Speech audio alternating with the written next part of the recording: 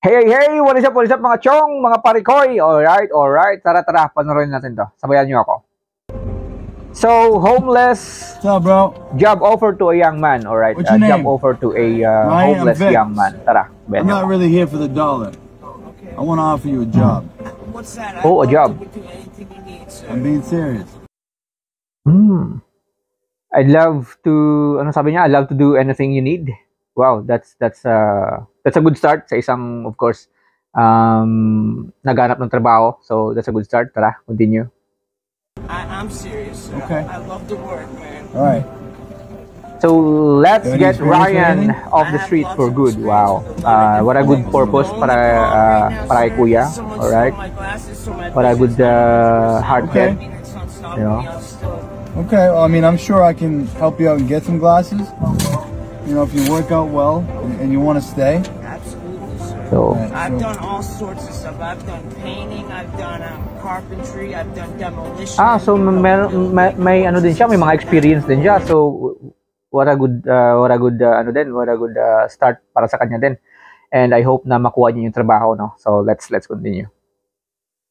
Okay. Where are you from? I'm from Western Massachusetts. Okay. Way out west, bro. So you're capable of working. Yes, sir. I love to work, man. I've been working since I was 14.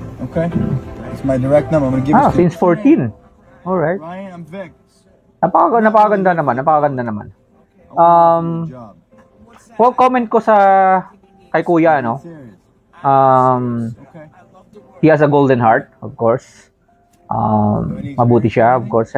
He has a great purpose and a good purpose na rin, of course. And I hope na maraming magiging ganito sa Pilipinas, no? Kasi of course sa Pilipinas marami tayong mga kababayan na walang trabaho, and can you imagine that, you know, Work out well. wala kang trabaho and like all of the sudden, you know, one day may pupunta na lang sa'yo out of nowhere, tapos you know, a random guy will gonna come at you, tapos mag-offer sa'yo ng, you know, a job, and ikaw naman to naghahanap ka ng trabaho, yung wala kang ibang mapapasukan, and then all of the sudden, you know, random act of kindness, Okay. which is a good one. I hope na merong ganito sa Pilipinas, no, or maraming magiging ganito sa Pilipinas. Anything?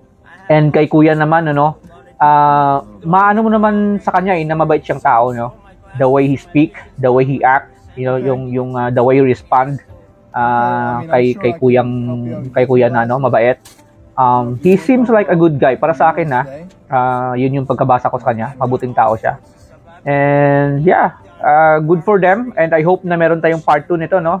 At masusubaybayan natin kung nagkatrabaho na ba siya talaga, or at least hindi na siya homeless, or you know, Okay.